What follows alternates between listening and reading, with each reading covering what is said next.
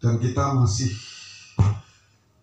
membaca dari suratan 1 Timotius pasal yang ke-6. Ya, suratan 1 Timotius pasal ke-6. Ya, puji Tuhan, Roh Kudus tolong kita. Dan sebelumnya saya menyapa semua kita dengan salam Shalom. Baik yang di sini maupun dimanapun berada, jemaat Tuhan yang dikasih Tuhan, kekasih-kasih Tuhan yang dikasihi amat oleh Tuhan Yesus Kristus. Sebab kalau saat ini siapapun saudara yang sedang menikmati kebenaran firman Tuhan, persekutuan ibadah bersama kami dalam persekutuan dengan Tuhan Yesus Kristus, Bapa, Anak, dan Roh Kudus, itu satu pembuktian bahwa saudara dan saya sedang dikasihi oleh Tuhan. Ya, sedang dikasihi oleh Tuhan. Puji Tuhan. Ya, puji Tuhan. Mari kita membaca dari 1 Timotius 6. Saya akan baca langsung ayat 11 dan 12. 1 Timotius 6 ayat 11 dan 12. Tetapi engkau, hai manusia Allah, jauhilah semuanya itu. Kejarlah keadilan atau kebenaran, ibadah, kesetiaan atau tetap percaya, kasih, kesabaran, dan kelembutan. Bertandinglah dalam pertandingan iman yang benar, dan rebutlah hidup yang kekal. Ya, karena kita punya waktu hanya beberapa menit, maka saya langsung aja menyampaikan. Di dalam bahasa Indonesia Ejaan Baru dikatakan, hai manusia Allah. Itu sangat sulit untuk dipahami dengan benar. Ya, sepertinya kita ini manusia Allah. Ya, atau bicara tentang Allah yang dari manusia atau Yesus, bukan. Tetapi kalimat dalam bahasa Indonesia Ejaan Baru itu salah. Yang benar adalah ho halakni debata. Itu dalam bahasa Batak.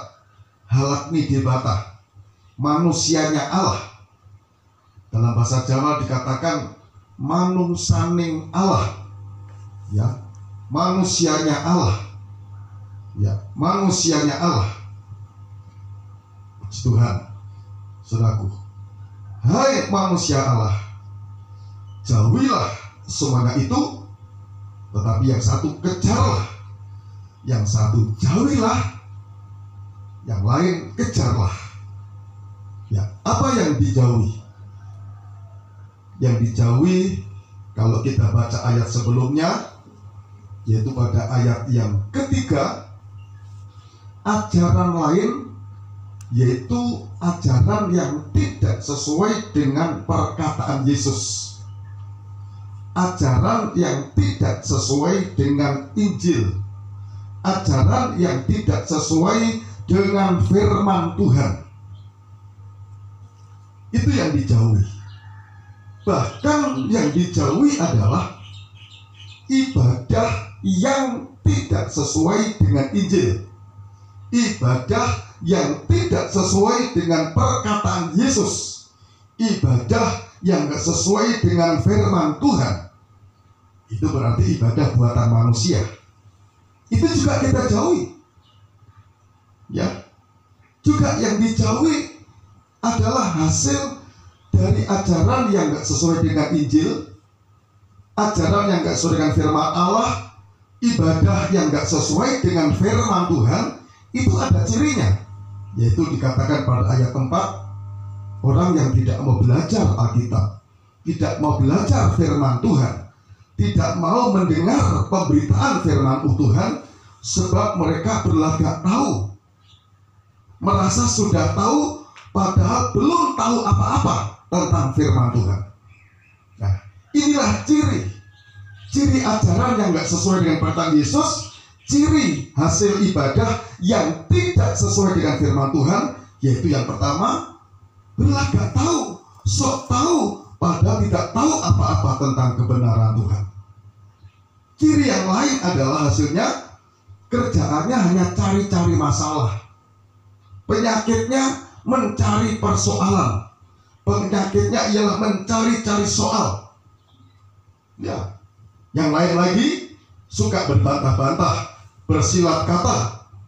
Yang lain lagi yaitu menyebabkan iri, menyebabkan dengki. Yang lain lagi citra atau suka berkelahi. Yang lain lagi fitnah, curiga. Ini yang kita jauhi. Kalau kita baca dari ayat 3 sampai ayat 4, ini harus kita jauhi, yaitu hidup dalam dosa. Beribadah, tetapi hidupnya dalam kesalahan dan kesalahan. Ibadah tapi hidup dengan fitnah. Ibadah tapi hidup suka berbantah-bantah, menyebabkan iri, dengki, persaingan, pertengkaran atau cedera, fitnah, curiga. Inilah hasil ibadah yang gak sesuai dengan firman Tuhan. Nah, ibadah seperti ini adalah pada ayat 5 dikatakan ibadah yang tujuannya bukan hidup yang kekal, seperti yang dikatakan Paulus pada ayat 12 tadi, bertandinglah dengan pertandingan iman yang benar dan rebutlah hidup yang kekal. Tapi ibadah yang tidak sesuai dengan firman Tuhan, yang dikejar adalah ibadah itu mereka pikir adalah suatu sumber keuntungan. Apa keuntungan yang mereka cari dalam ibadah? Yang dimaksud Paulus ini, yaitu ayat yang ke-9, kekayaan. Jadi kalau ibadah itu tujuannya untuk mencari kekayaan, mengkayakan diri, maka ibadah itu sudah membuktikan ibadah yang gak sesuai dengan firman Tuhan, ajaran yang gak sesuai dengan firman Tuhan. Sebab ibadah yang benar, ibadah yang sesuai dengan Injil adalah tujuannya hidup yang kekal. Ya, saudaraku, pada pasal 6 ini Paulus berbicara 4 kali tentang ibadah. Tentang ibadah yang pertama, ayat 3, ibadah yang gak sesuai dengan firman. Ayat 5, mereka mengira ibadah itu adalah suatu sumber keuntungan untuk mendapat kekayaan. Yang ke-6, ayat 6 yang ketiga, memang ibadah itu kalau disertai rasa cukup, kalau ibadah itu disertai dengan hati senang, ibadah disertai dengan perasaan puas, itu memberi keuntungan.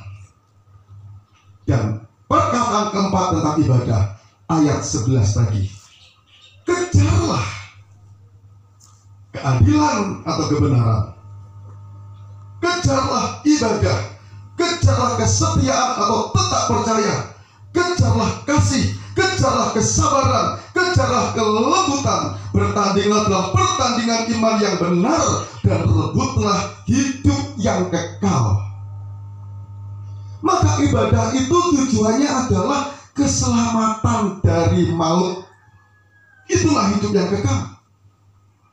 Ya, sebaliknya ibadah yang gak benar tadi, banyak orang beribadah. Saya dulu pun sebelum ikut Yesus, saya sudah punya ibadah sendiri.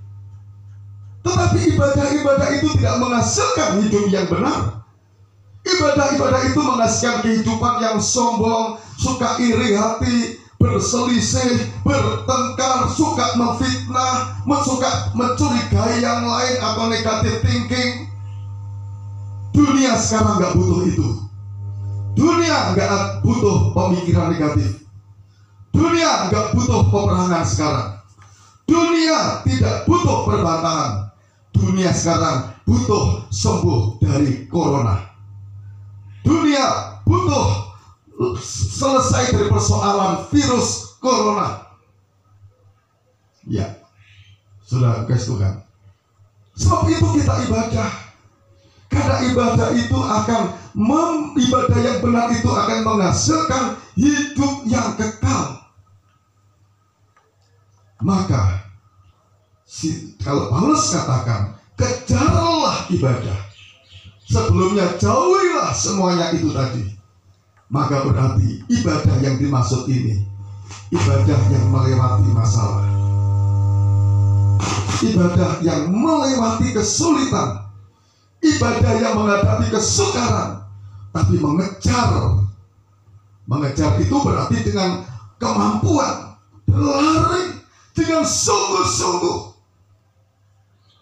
Dan puji Tuhan, itu yang kita kejar dalam ibadah, yaitu hidup yang kekal tujuannya.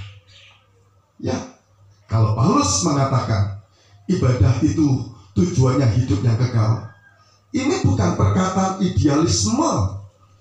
Ini bukan perkataan hanya sebatas nalar, sempurna. Tidak, tapi ini kebenaran. Ibadah itu tujuannya hidup yang kekal. Berhubungan dengan Allah itu tujuannya untuk mendapat hidup yang kekal. Dan itu dibutuhkan oleh semua manusia. Sebab semua manusia itu berdosa, termasuk saya. Siapa manusia di dunia yang gak berdosa? Dan Alkitab mengatakan upah dosa itu maut. Upah dosa itu kebinasaan. Upah dosa itu hukuman yang kekal. Maka kalau kita perlu beribadah, dan ibadah itu tujuannya untuk mendapat hidup kekal, kita bukan beribadah untuk mendapat duit lagi, tapi kita beribadah untuk ketemu pribadi yang bisa menyelesaikan persoalan dosa kita. Kita beribadah perlu ketemu dengan pribadi yang bisa menolong kita untuk lepas dari dosa kesalahan kita. Kita beribadah, kita perlu ketemu, berjumpa dengan pribadi yang bisa menyelamatkan kita dari dosa dan upah dosa, yaitu maut, untuk mendapat hidup kekal. Siapa? Siapa yang bisa menyelamatkan kita dari dosa dan maut? Tidak ada yang lain selain Yesus Tuhan kita yang telah disalibkan. Itu yang kita butuhkan dalam ibadah. Ibadah yang benar itu tujuannya ketemu Yesus untuk mendapatkan hidup yang kekal. Ibadah yang benar itu ibadah orang-orang berdosa yang mau diperbaiki. Ibadah orang yang punya kesalahan yang mau diperbaiki, yang mau ketemu Yesus untuk mengalami perbaikan pengampunan dosa oleh kasih-Nya Yesus. Puji Tuhan. Terlalu banyak nama sebuah kumpulan ibadah yang akhirnya mengaburkan nama Yesus. Kalau ibadah kita terpancing dengan nama-nama yang lain selain nama Yesus, maka kita tidak menemukan Sang Pengampun dosa.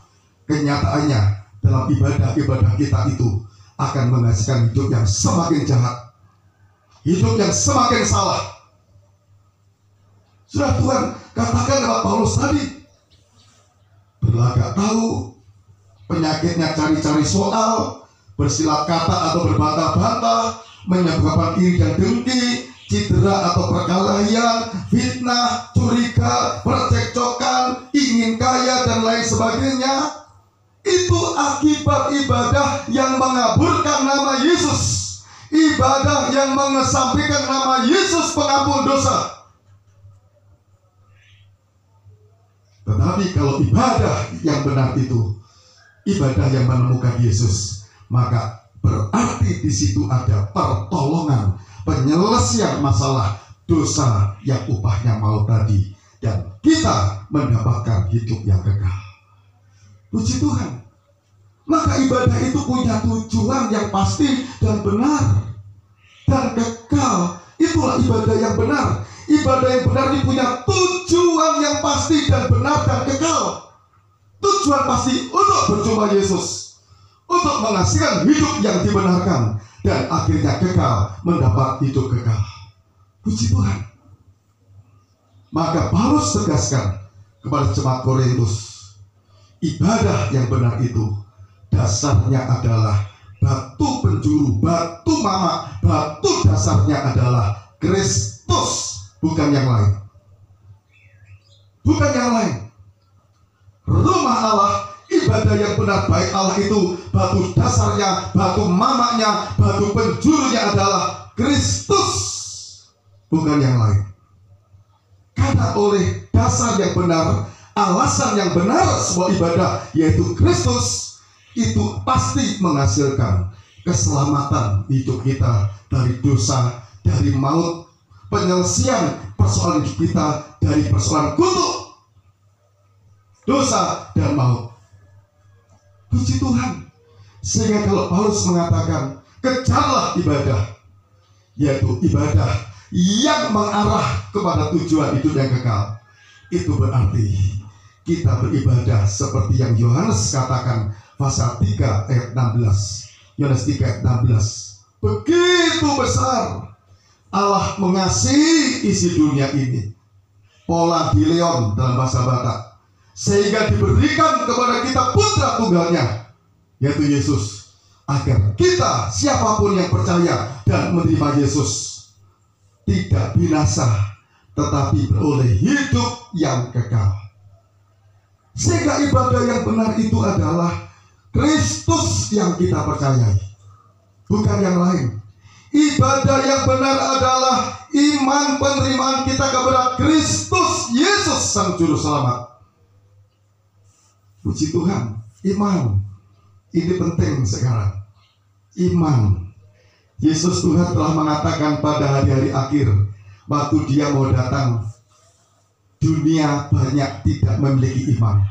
Apakah anak manusia datang kembali menemukan iman?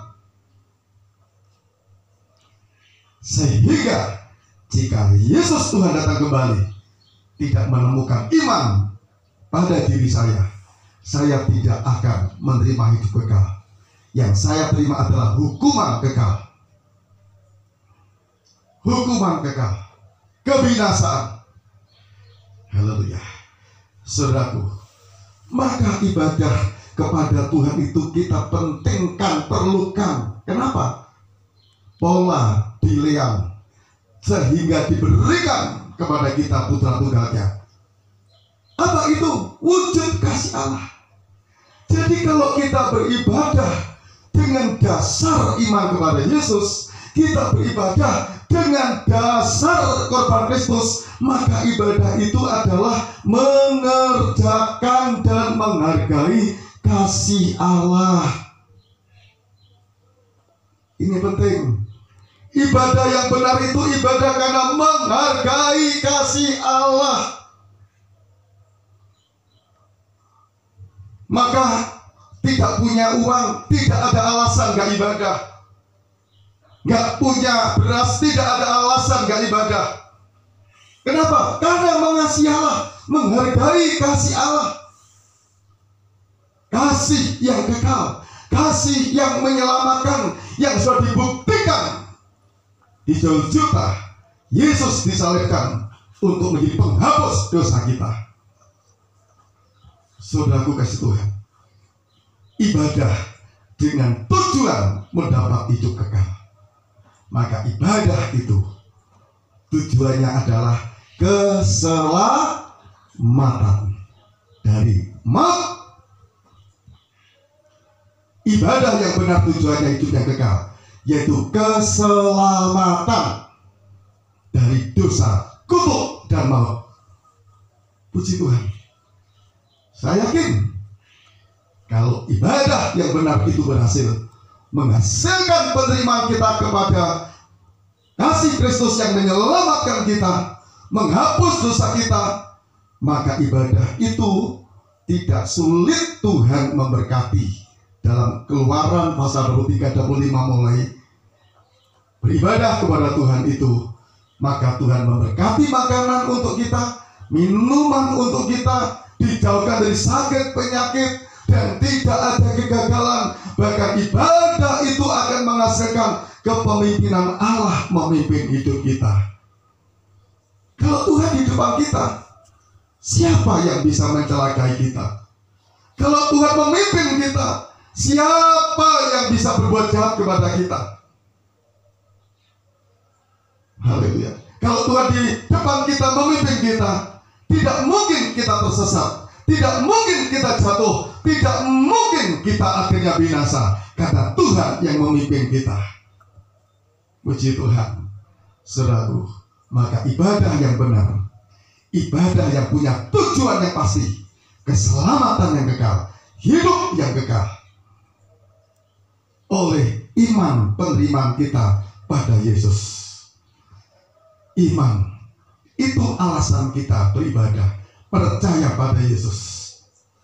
Supaya kita beribadah nggak rugi, supaya kita beribadah tidak sia-sia.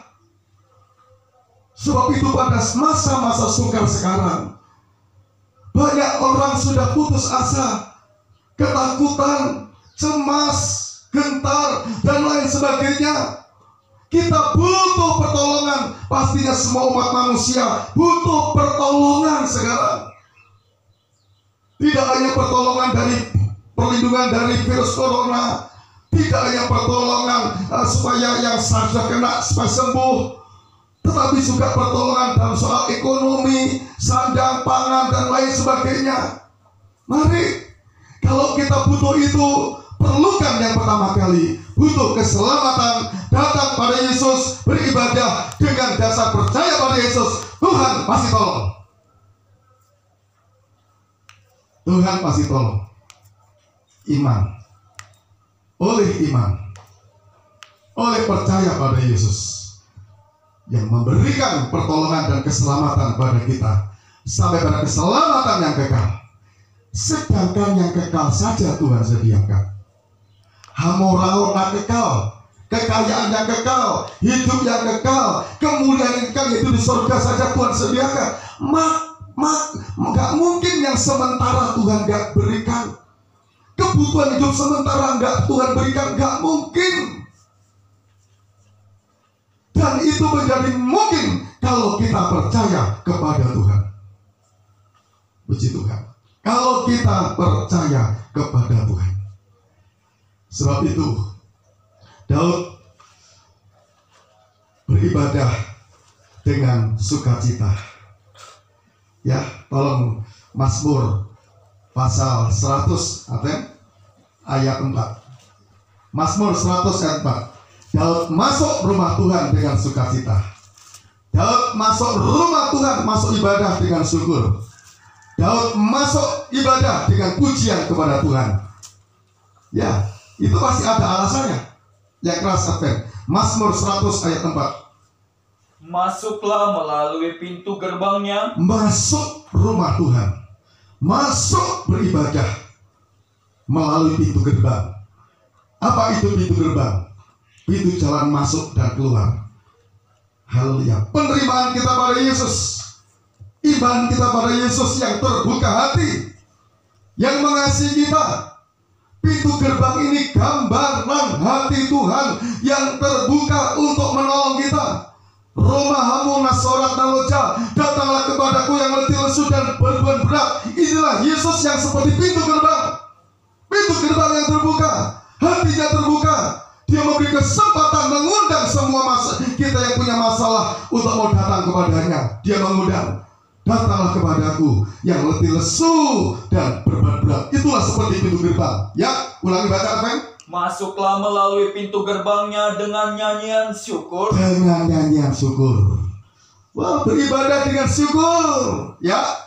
Ke dalam pelatarannya dengan puji-pujian. Dengan puji-pujian. Bersyukurlah kepadanya dan pujilah namanya. Luar biasa. Dengan nyanyian sorak-sorai, pujian dan syukur kepada Tuhan. Loh, kenapa? Banyak orang beribadah. Oh, kami lapar, bagaimana kami bisa ibadah dengan senang? Kami nggak punya uang, bagaimana kami bisa ibadah dengan syukur? Kami punya masalah, bagaimana kami bisa beribadah dengan puji-pujian? Mungkin ada yang menyatakan seperti itu. Ya, itu nggak salah. Itu benar.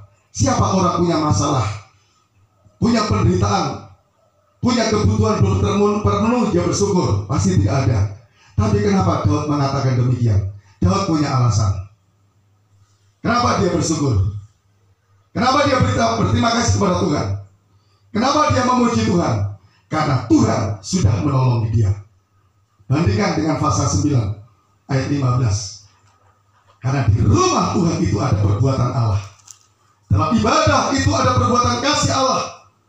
Dalam ibadah itu ketemu Yesus, wujud perbuatan kasih Allah yang menyelamatkan kita, menyelesaikan masalah persoalan hidup kita. Siapa kita? Yaitu kita yang beribadah karena percaya pada Yesus, karena menerima Yesus sang penolong, sang penyelamat, juru selamat kita.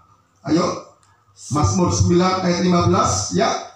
Supaya aku menceritakan segala perbuatanmu yang terpuji. Supaya aku menceritakan perbuatanmu Allah, perbuatanmu yang terpuji, perbuatan baik, perbuatan yang luar biasa menolongku ya. Dan bersorak-sorak di pintu gerbang Putri Sion. Ya, di pintu gerbang rumah Tuhan, di pintu masuk rumah Tuhan ya. Karena keselamatan yang daripadamu. Ada apa? Keselamatan. Keselamatan daripadamu. Dari Tuhan. Itulah sebabnya Daud memuji Tuhan di rumah Tuhan, bersorak memuji Tuhan, bersyukur. Kenapa? Karena Daud dalam ibadahnya dia ketemu dengan Tuhan. Daud dalam ibadahnya berjumpa dengan sang juru selamat. Daud dalam ibadahnya berjumpa sang penolong yang kekal, yaitu Allah. Kenapa? Karena Daud kehidupan yang percaya kepada Tuhan, beribadah karena percaya kepada Tuhan. Daud bukan seperti orang Kristen lahir Kristen. Banyak orang Kristen gak percaya pada Tuhan. Kenapa? Karena lahir sudah Kristen, karena orang tuanya Kristen, opungnya Kristen, maka dia orang Kristen secara biologis, orang Kristen secara keturunan. Sangat berbahaya kalau Kristen itu tidak percaya pada Yesus. Buktinya apa? Orang Kristen yang gak percaya pada Yesus malas ibadah. Kenapa malas ibadah? Karena menganggap ibadah itu sia-sia, ibadah itu tidak menghasilkan apa-apa. Ya jelas, karena gak ketemu dengan Tuhan dalam ibadahnya. Dalam ibadahnya gak ketemu dengan Yesus. Kan dalam ibadahnya nama yang lain yang ditunjukkan, pribadi yang lain yang ditunjukkan, nama lain, pribadi yang lain yang dicari. Bukan Yesus yang dicari, bukan Yesus yang ditunjukkan, bukan Yesus yang ditampilkan. Maka ibadah yang tidak benar itu bukan menyelesaikan masalah, malah menciptakan banyak masalah. Sebab itu pada hari-hari ini dunia perlu beribadah, dunia perlu ketemu Yesus supaya selesai masalahnya. Sampai saya melihat sebuah tayangan di luar negeri, mereka beribadah di jalan. Bahkan saya bersyukur kalau nggak beribadah di gereja, nggak apa-apa, nggak marah. Ibadah di halaman gereja, oh puji Tuhan, saya senang melihat hal itu. Ya, saya dengar di Sydney Hutan, mereka di halaman gereja, oh puji Tuhan. Ada yang di rumah dengan live streaming seperti kita ini, puji Tuhan. Puji Tuhan. Jangan kita buat alasan untuk gak beribadah dengan apapun yang terjadi dalam hidup kita. Apalagi saat kita punya masalah saat ini. Dunia ada masalah. Kita perlu Tuhan. Kita perlu sang penolong. Kita perlu sang penyelamat. Puji Tuhan. Dan hari ini ditegaskan, kejarlah ibadah dengan dasar iman, penerimaan kita pada Yesus sang juru selamat. Iman, iman, iman. Ayo Pak Ibu ya, masih punya iman pada Yesus? Simorakir, Jawa, atau yang mungkin di Medan juga sedang mendengar, masih punya iman pada Yesus? Yang di sini sendiri, kalau ada iman, percayalah, masalah kita akan diselesaikan oleh Tuhan. Dan kita tidak hanya berdoa untuk keselamatan kita, tapi juga untuk keselamatan umat manusia di muka bumi ini. Karena kasih Allah itu ditujukan untuk seluruh dunia, seluruh umat manusia di muka bumi. Tuhan Yesus memberkati. Ya, kita nyanyikan pujian kembali yang nomor 2 tadi. Ajarku mengerti.